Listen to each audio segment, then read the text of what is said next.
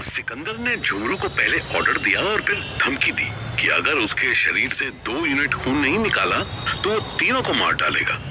झुमरू तो वाकई डर गया, पर रुचि और भैया जी समझ गए कि ये बात उन्होंने सिर्फ डराने के लिए कही थी। रियलिटीज में वो खुद को सैक्रिफाइस करना चाह रहे थे। झुमरू ने सिकंदर को खाट पर लिटाकर अपना सेटअप लगाना शुरू कर दिया। कितना समय लगेगा? दादा, अब जो लगना है वो तो ऐसे कैसे लगना है? कल ही तो हमरे खून की जांच हुई थी ना। जब उसमें कोई बीमारी नहीं निकला तो आठ वाले में कैसे निकल आएगा? दादा, आप चाहते क्या हो? हम ये चाहते हैं कि हमारे शरीर से खून निकाल के शिवानी बेटी के शरीर में तुरंत चढ़ा दो। इससे नहीं होता दादा, कुछ जरूरी टेस्ट होते हैं। जो कल हो चुके हैं, एक ही आदमी का खून बार बार जांच करके कहाँ मिलेगा? झुमरू और कंफ्यूज हो गया। वो जानता था कि ऐसे एक शरीर से खून निकालकर तुरंत दूसरे में नहीं चढ़ाया जा सकता। तभी वहाँ त्रिलोचन आ गया और सिकंदर से बोला, भैया ये आप क्या कर रहे हैं? त्रिलोचन, अभी हमारा मन नहीं है बताने का। तुम इन दोनों को अपने साथ ले जाओ और पूरा कोठी घुमा दो। त्रिलोचन ये इशारा समझता था। उसने रुचि और भैया जी को अपने साथ चलने के लिए कहा। रुचि भी वहां से जाना चाहती थी, उससे ये सब देखा नहीं जा रहा था। त्रिलोचन उन्हें पहले फ्लोर पर एक कमरे में ले आया। जी देखिए, इस कमरे में हमारा सारा दवाई, इंजेक्शन, खून इत्यादि सारा सामान रहता है। वाह, ये तो किसी छोटा मोटा डिस्पेंसरी जैसा है। उस कमरे में बड़ी बड़ी अलमारियां लगी हुई थी और उनमें ऐसे दवाइयां रखी थी जैसे किसी मेडिकल स्टोर में रखी जाती हैं। कमरे के एक कोने में एक व्हीलचेयर और स्ट्रेचर साथ साथ लगी हुई थी।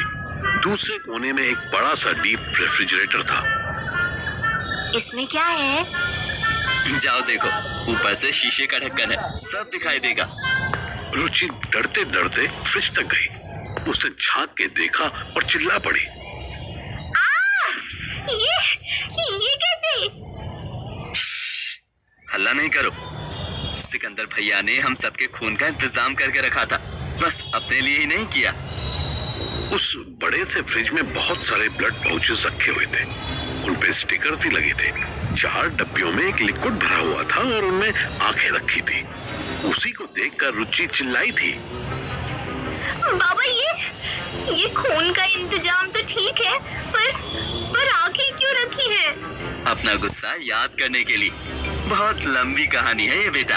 बस ये समझो कि छोटी सी कोठी सिकंदर भैया ने अपने पहले कारनामे के बाद ही कब्जा ली थी। पहला कारनामा?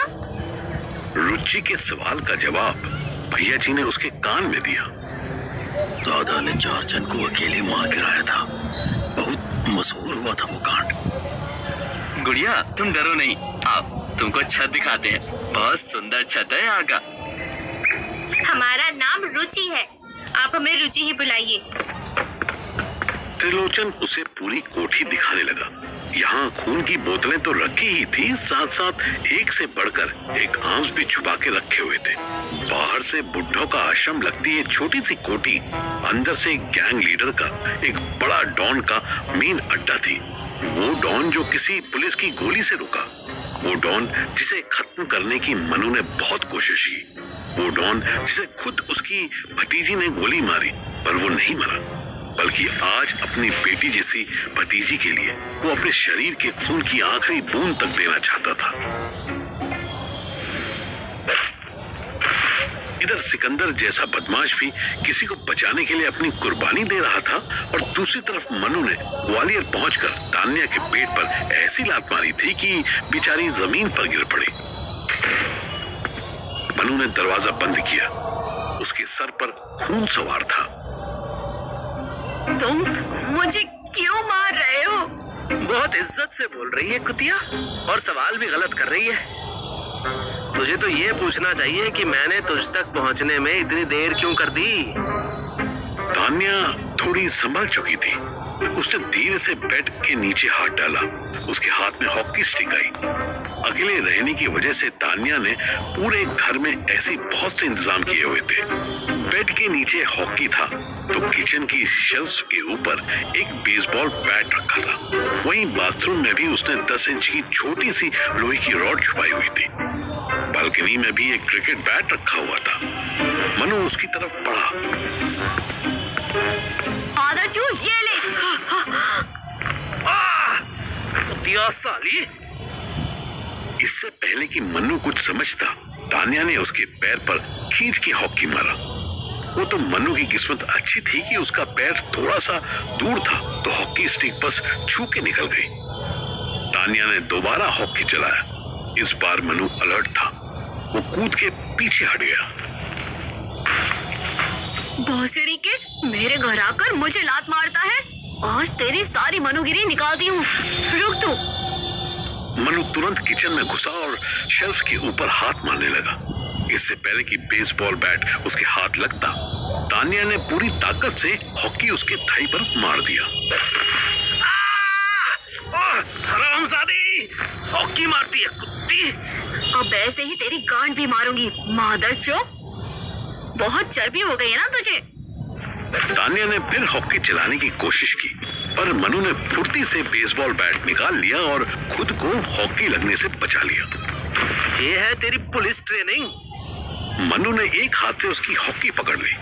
वहीं तान्या ने भी एक हाथ से मनु का बेसबॉल बैट पकड़ लिया। दोनों पूरी ताकत लगाने लगे थे, तभी मनु ने हॉकी और बेसबॉल बैट दोनों छोड़ दिया। तान्या डिसबैलेंस हो गई। मनु ने मौके का फायदा उठाया और उसके ऊपर बैठ गया। जैसे ही मनु ने उसके मुंह पर एक थप्पड़ मारा, वैसे ही तान्या तिलमिला गई। उसने अपनी पूरी ताकत लगा दी और मनु को साइड में फेंक दिया। वो फिर मनु की तरफ लपकी ही थी कि मनु ने उसके पेट पर लात मारी। उसका असर पलंग के कोने से लगते लगते बचा। मैं तुझे छोड़ूंगी नहीं। तभी मनु को उसके सर के पीछे से खून निकलता दिख गया। वो उठा और तान्या को भी उठाने लगा। तान्या ने दर्द से कराहते हुए मनु को अपना हाथ पकड़ाया, पर जैसे ही मनु ने उसे उठाने की कोशिश की, वैसे ही तान्या ने मनु के पैरों में अपने पैर फंसाकर उसे मुंह के बल जमीन पर गिरा दिया। तू क्या समझता है मैं छुई मुई हूँ? मनु उठने की कोशिश ही कर रहा था कि तान्या उसके पीछे आई, पीठ पर चढ़ी और उसकी गर्दन पर हाथों से लॉक लगा दिया। मनु तड़पने लगा।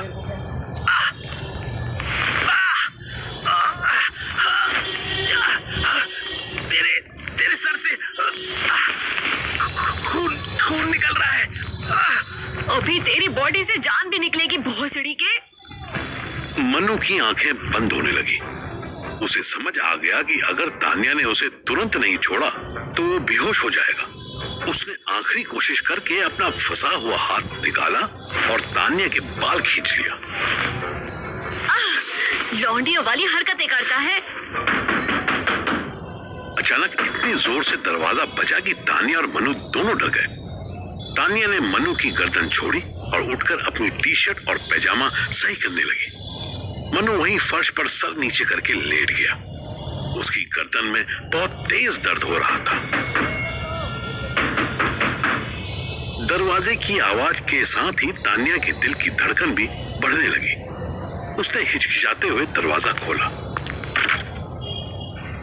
बाहर अंजू आंटी खड़ी थी।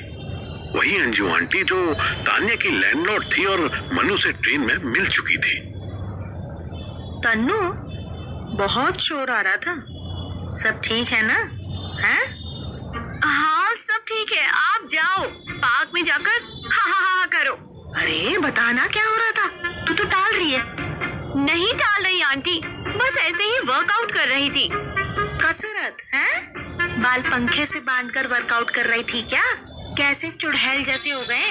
मुझे अच्छे लगते हैं चुड़ैल जैसे। मैं हूँ ही चुड़ैल। चुड़ैल है तो जाके पेड़ से लटक। यहाँ क्यों कमरा घेर कर बैठी है? हैं? आंटी, आपको क्या प्रॉब्लम है? आप जाओ ना, अंकल के लिए चाय बनाओ। आंटी ने अंदर झांकने की कोशिश की। तान्या ने उनका व्यू घेर लिया। फिर भी आंटी को इतना तो दिख गया कि अंदर एक लड़का फर्श पर कारपेट की तरह बिछा हुआ था। वो मुस्कुराई। सच सच बता ना, क्या कर रही थी? सेक्स कर रही थी। क्या? हाँ और क्या, अभी आधा ही हुआ था, आपने आधे में ही टोक दिया। अब आप जाओ तो मैं अधूरा काम पूरा करूं। अंजू आंटी को ऐसे जवाब की उम्मीद नहीं थी। वो हे वाला मुंह बना के सीधे ऊपर अपने बुड्ढे को बताने के लिए भागी। तान्या ने गेट बंद कर दिया। कमीने, तेरे चूतियापे की वजह से अब मैं घर से बेघर हो जाऊंगी। मनु उठा और बेड पर बैठा। कमीनी, तेरे जुतियापे की वजह से मैं घर से जेल घर हो गया था, वो भी 15 दिन के लिए। तान्या ने कोई जवाब नहीं दिया। तू एक बार, बस एक बार गवाही दे देती तो मेरा केस पुलिस स्टेशन पर ही खत्म हो जाता। तान्या भी आराम से बेड पर बैठ गई और कंघा करने लगी। उसके बालों में भी दर्द हो रहा था। तुझे कैसे पता चला कि मैं यहाँ मिलूंगी? और कहाँ जाएगी? यहाँ नहीं मिलती तो सोचता कहाँ मिलेगी। अब तू क्या चाहता है?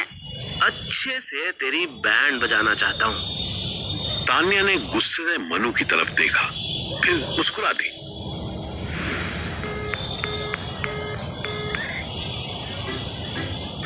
सुबह के 11 बज रहे थे और रुचि एक नहीं 10 बार मीरा का नंबर मिला चुकी थी, पर कभी फोन नॉट रीचेबल सुनाई दे रहा था तो कभी फोन स्विच्ड ऑफ। जुमरू सिकंदर के शरीर से 2 यूनिट खून निकाल चुका था और अब शिवानी की बॉडी में ट्रांसफ्यूज भी कर रहा था।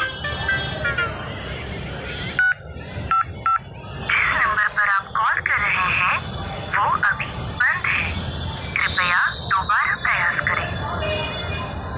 जुमरू ने रुचि को परेशान देखा तो उसके पास आ गया। कहा हुआ गुड़िया? रुचि, मुंह काहे जूता सा लटकाए हो? देखिए ना भैया, वो मीरा फोन ही नहीं उठा रही। हो सकता है सो गई हो। फोन बंद करके। अरे हो सकता है तुम्हारा आवाज उसका ना जमा हो। तुम तो बोली थी ना लड़की का आवाज अच्छा है। अपना आवाज अच्छा है तो बस अच्छा आवाज वालों से ही बात करेगी। कुछ भी मत बोलो भैया। कहाँ पता अब तक पहुंची नहीं हो। जुमरू, रुचि, जल्दी आओ अंदर। दोनों भागते हुए अंदर गए। एक खाट पर सिकंदर निढाल पड़ा था और दूसरी पर शिवानी बार बार हाथ हिला रही थी। देखो, बिटिया को होश आ गया है। होश नहीं आया है, इन्हें दौरा पड़ा है। आप हटिए वहां से। ए रुचि, जाओ त्रिलोचन काका से ऑक्सीजन लेकर आओ जल्दी। सिकंदर, जिसे देखकर लग रहा था कि वो बेहोश पड़ा है, उसने अचानक गर्दन घुमाई। उसका शरीर तो मजबूत था ही, उसकी विल पावर उसके शरीर से भी ज्यादा मजबूत थी। सिकंदर ने बड़ी मुश्किल से हाथ आगे बढ़ाया और शिवानी का हिलता डुलता हाथ पकड़ लिया। शिवानी स्थिर हो गई। 2 मिनट से भी पहले दौड़ती हुई रुचि आ गई। उसके हाथ में नया ऑक्सीजन सिलेंडर था। जुमरू ने झट से पिछला हटाया और नया लगा दिया। 1 घंटे तक सब लोग ऐसे जड़ बने रहे जैसे हिलने से भी किसी की जान जा सकती थी। सिकंदर ने आंखें बंद कर ली, पर शिवानी का हाथ नहीं छोड़ा। अचानक रुचि का ध्यान टूटा। 12 बज चुके थे। अब तक तो मीरा की बस गोरखपुर पहुंच चुकी होगी। उसने फिर फोन मिलाया।